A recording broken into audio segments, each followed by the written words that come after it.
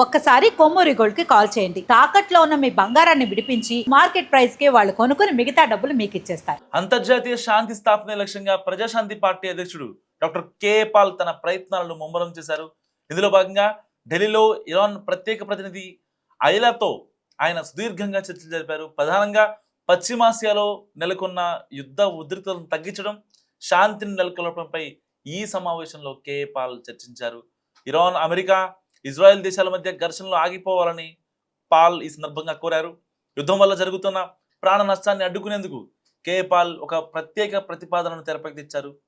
రానున్న 72 గంటల పాటు ఇరాన్ ఎలాంటి దాడులు చేయకుండా, అదే సమయంలో అమెరికా, ఇజ్రాయెల్ కూడా ఇరాన్పై దాడులు జరపకుండా ఉండేందుకు తీసుకోవాల్సిన చర్యలపై ఆయన చర్చించారు. సో ఇరాన్పై దాడులను అమెరికా, ఇజ్రాయెల్ తక్షణమే ఆపాలని కూడా ఆయన డిమాండ్ చేశారు. శాంతి స్థాపన విషయంలో తనకు 44 ఏళ్ల అనుభవం ఉందని, యుద్ధాన్ని ఆపేందుకు అందరూ కలిసి పనిచేయాల్సిన అవసరం ఉందని ఆయన గుర్తు చేశారు. ఈ శాంతి ప్రయత్నాలకు సహకరిస్తున్న దేశాలకు కే పాల్ ధన్యవాదాలు తెలిపారు. ముఖ్యంగా ఖతర్, స్పెయిన్, యునైటెడ్ కింగ్డమ్ తమ ఎయిర్ బేస్లను యుద్ధం కోసం వాడనివ్వబోమని కూడా ప్రకటించడం పట్ల ఆయన హర్షం వ్యక్తం చేశారు. యుద్ధాన్ని పూర్తిగా ఆపివేసేందుకు రానున్న 48 గంటల పాటు తాను 3 దేశాల ప్రతినిధులతో నిరంతరం మాట్లాడతానని ఆయన వెల్లడించారు. సో పశ్చిమ ఆసియాలో యుద్ధ జ్వాలలు ఎగిసిపడుతున్నాయి. ఇరాన్, ఇజ్రాయెల్ మధ్య దాడులు తీవ్రమవడంతో ప్రపంచవ్యాప్తంగా ఆందోళన వ్యక్తమవుతుంది. అగ్రరాజ్యాలు కూడా ఈ ఘర్షణలో భాగస్వాములు అవుతుండటంతో ఆర్థిక వ్యవస్థలు దెబ్బతింటున్నాయి. చమురు సరఫరా నిలిచిపోయి ధరలు పెరిగిపోయాయి. ఇటువంటి క్లిష్ట సమయంలో శాంతిని నెలకొల్పేందుకు అంతర్జాతీయ స్థాయిలో రాయబారాలు జరుగుతున్నాయి. మానవత్వానికి ముప్పు పొంచి ఉన్న ఈ తరుణంలో యుద్ధాన్ని ఆపడానికి అన్ని పక్షాలు తక్షణమే చర్చలకు రావాల్సిన అవసరం ఎంతైనా ఉందంటూ కే పాల్ చాలా గట్టిగా మాట్లాడుతున్న పరిస్థితి. మరి నిజంగా కే పాల్ ఆ యుద్ధాన్ని ఆపే పరిస్థితి ఉందా లేదా కూడా మీరు మస్ట్గా కామెంట్ చేయండి. ఇప్పటికే ఇరాన్ అమెరికాపై చాలా పెద్ద ఎత్తున దాడులు చేస్తుంది.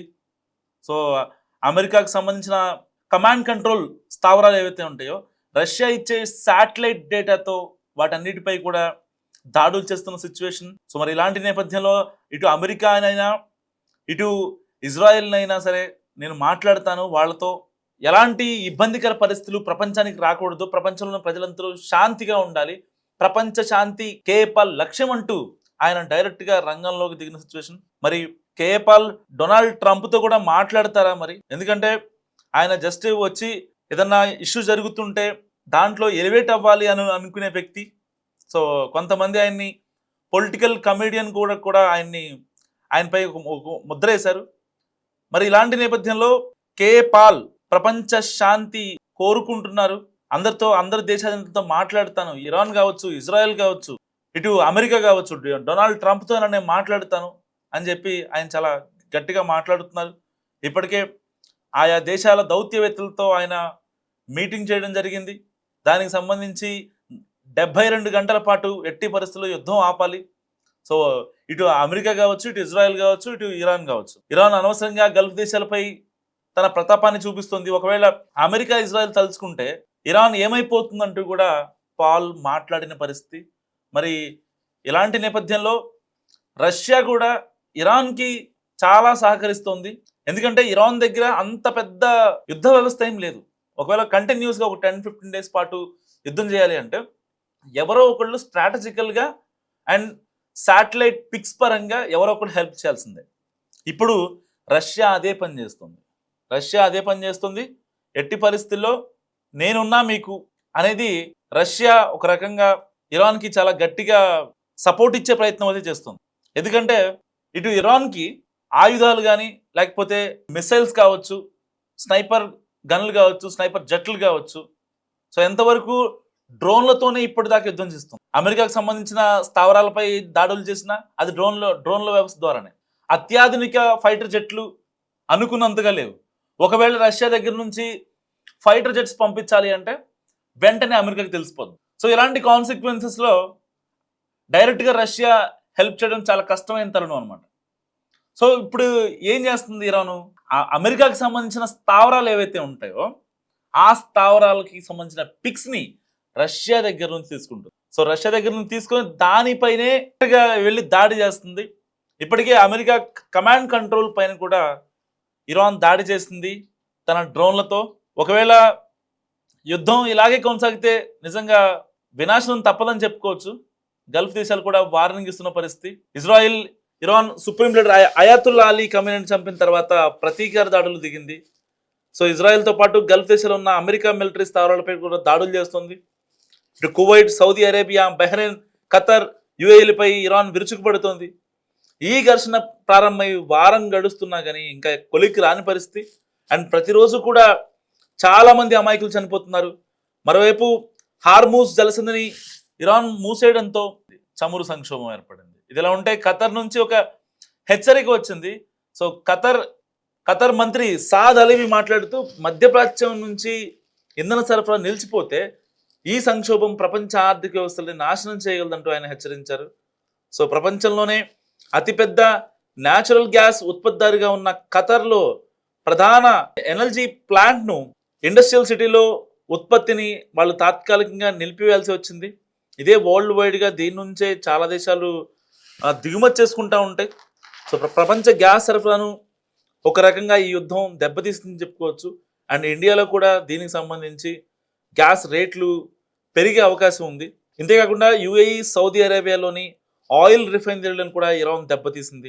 సంక్షోభాన్ని నివారించడానికి భారత్ ఇప్పటికే చర్యలు తీసుకుంటోంది. రష్యా నుంచి చమురు దిగుమతుల్ని పెంచాలని భావిస్తోంది. సో మరోవైపు యుద్ధం కారణంగా సంక్షోభం తలెత్తే ప్రమాదం ఉండడంతో అన్ని ప్రభుత్వ, ప్రైవేటు ఎల్పిజి కర్మాగారాలను కూడా ఉత్పత్తి పెంచాలని కూడా భారత్ ఇప్పటికే ఆదేశించింది. సో ఏది ఏమైనప్పటికీ ఖమేనీ హత్య తర్వాత చాలా విషయాలు వెలుగులోకి వస్తున్నాయి. ఎవరికి సహాయం చేస్తున్నారు, లేకపోతే ఇరాన్పై దాడిని ఇంకా తీవ్రం చేస్తుంది ఇటు అమెరికా, ఇటు B2 బాంబర్లతో దాడి చేస్తుంది ఇరాన్. సో మరి B2 బాంబర్ల గురించి మనం ప్రత్యేకంగా చెప్పుకోవాల్సిన పని లేదు. చాలా లైట్ వెయిట్ ఉండే బాంబర్స్ అవి. సో ఎలాంటి సౌండ్ లేకుండా లైట్ వెయిట్తో టార్గెట్ని రీచ్ అయ్యి అక్కడ మొత్తం స్మాష్ చేసి బయటకు వచ్చేస్తుంది. అలాంటి B2 బాంబర్స్ ఇప్పుడు ఇరాన్ దగ్గర ఉన్నాయి. సో ఒకవేళ కంటిన్యూస్గా ఒక 10-15 డేస్ కనుక ఇరాన్ యుద్ధం చేయాలి అంటే కనుక అది కొంచెం కష్టమయ్యే పని. అండ్ డైరెక్ట్గా ఇరాన్కి సహాయపడే కంట్రీస్ అంటే ఏమీ లేవు ఒక రకంగా చెప్పాలంటే. అంటే ఒక రకంగా టెక్నికల్గా కొంచెం సపోర్ట్ చేస్తాయి రష్యా లాంటి కంట్రీస్. అయితే అమెరికాకి రష్యాకి పడదు కాబట్టి అప్పుడు ఆయిల్ విషయంలో కావచ్చు, మన దగ్గర భారత్ రష్యా దగ్గర ఆయిల్ కొంటుందని చెప్పి వాళ్ళ ఆయిల్ రిఫైనరీలపై ట్రంప్ బ్యాన్ విధించినప్పటి నుంచి సో రష్యాకి అమెరికాకి సరిగా పడట్లేదు. ఒకవేళ బ్యాన్ విధించినా సరే వాళ్ళు మేము బతుకుతున్నాం, మా బతుకు మేము బతుకున్నాం అంటూ రష్యా కూడా కాస్త ఇదిగానే ఉంది. సో ఆబ్వియస్లీ డొనాల్డ్ ట్రంప్ వచ్చి రష్యాకి ఎప్పుడు ఏ రోజు సపోర్ట్ చేయలేదు. ఇంకా గట్టిగా చెప్పాలంటే రష్యా మనకి ఎప్పటి నుంచో మధ్యప్రాచ్యం నుంచి కూడా భారతదేశానికి ఎప్పుడు సపోర్ట్ చేస్తూ వస్తుంది రష్యా. అలా అందుకే రష్యా దగ్గర నుంచి మళ్ళీ ఇప్పుడు మనం చమురు యొక్క దిగుమతిని ఇంకా పెంచుకుంటున్నాం. ఒకవేళ ఈ యుద్ధం వల్ల కనుక మనకి ఏమన్నా ఎలాంటి ఇబ్బందులు ఎదురైతాయి అని చెప్పి.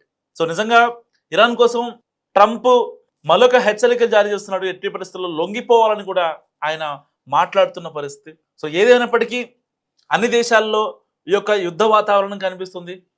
థర్డ్ వరల్డ్ వార్ జరిగే అవకాశం ఉందన్న సిచ్యువేషన్స్ కూడా మనకు కనిపిస్తున్న నేపథ్యం. సో యుద్ధం ఇలాగే కొనసాగితే నిజంగా ప్రపంచ దేశాల వినాశనం అయితే తప్పదు. ఆర్థికంగా ఇదైపోతాయి.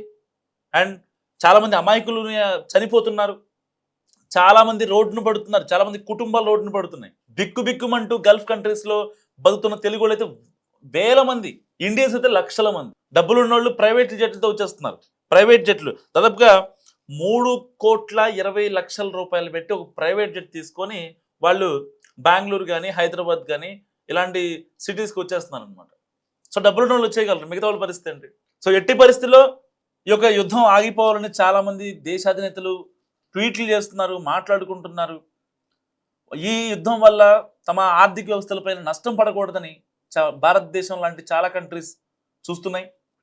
సో ఏదైనప్పటికీ ట్రంప్ తీసుకున్న ఒక డెసిషన్ ఏదైతే ఉందో, ఆయన మైండ్లో ఏవైతే ఉందో దానివల్ల ఇప్పుడు ప్రపంచం అంతా రప్చర్ క్రియేట్ అయింది.